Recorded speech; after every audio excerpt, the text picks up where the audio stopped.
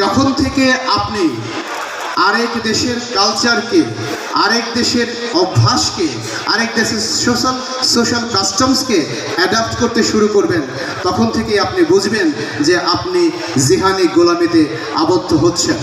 আমরা জিহানি গোলামি অর্থাৎ চিন্তার গোলামিতে আবদ্ধ হব না, তাহলেই নিজের দেশটাকে যে কোনো অবস্থায় আমরা শক্তিশালী রাষ্ট্রে পরিণত করতে পারবো এবং আমাদের সেই সক্ষমতা আছে। সম্মানিত সুধী, এখন বক্তব্য রাখার জন্য অনুরোধ করছি বাংলাদেশ প্রকৌশল বিশ্ববিদ্যালয় বুয়েটের nano materials and ceramic engineering ডিপার্টমেন্টের ফাউন্ডার চেয়ারম্যান অধ্যাপক ডক্টর ফখরুল ইসলাম স্যারকে মঞ্চে আসার জন্য বিনীত অনুরোধ করছি। তার জন্য জোরে একটা করতালি। The founder chairman of nano materials and ceramic engineering BUET.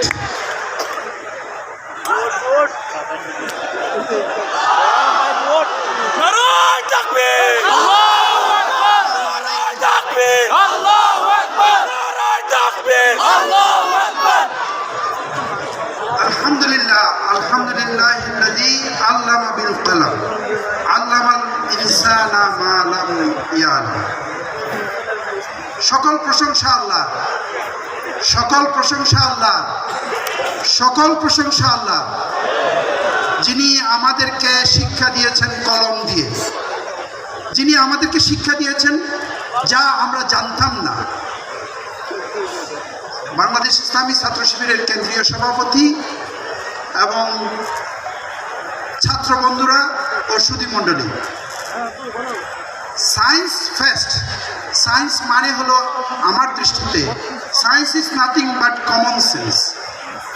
আমরা অনেকে গালি দিই, তোমার কমন সেন্স নাই, তার মানে হলো আসলে সায়েন্স নাই, বিজ্ঞান নাই।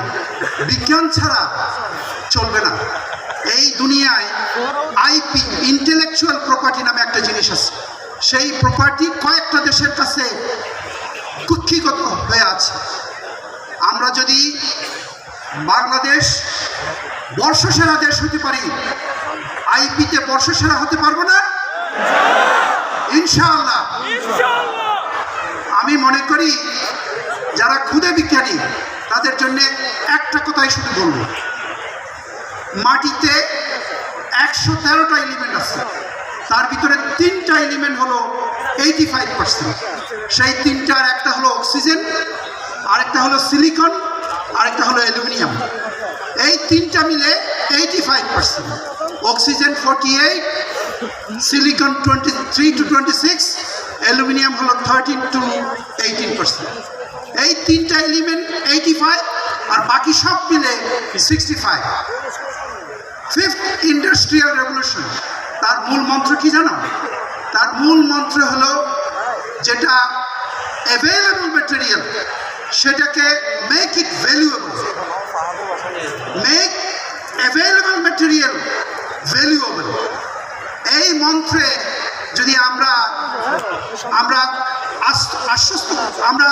আত্মস্থ করতে পারি এই মন্ত্রকে, তাহলে বাংলাদেশকে একটা টেকনোলজিতে প্রথম কাতারে আমরা নিয়ে যেতে পারবো ইনশাআল্লাহ। সিলিকন একটা ভ্যালি আছে, সিলিকন ভ্যালি আমেরিকাতে। আমাদের দেশেও সিলিকন ভ্যালি আছে। আমাদের দেশের সিলিকন ভ্যালি হলো কক্সবাজারে।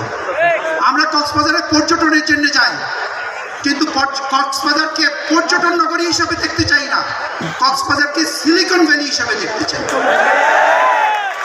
সেই সিলিকন ভ্যালি যার হাতে আছে তারা এখন সারা ওয়ার্ল্ডকে পরিচালিত করছে। আমেরিকাতে সিলিকন ভ্যালি আছে। তোমরা জানো ইন্ডিয়া এখন সিলিকন ভ্যালি করতে চায়, বাংলাদেশকেও সিলিকন ভ্যালি করতে হবে। সিলিকন অক্সিজেনের পরের অবস্থান। আমরা যদি সিলিকনকে যদি প্রত্যেকটা ট্রানজিস্টরে সিলিকন, কম্পিউটারে সিলিকন, প্রত্যেকটা জায়গায় সিলিকন, মোবাইলে সিলিকন, ক্যামেরাতে সিলিকন, প্রত্যেকটা জায়গায় সিলিকন আছে।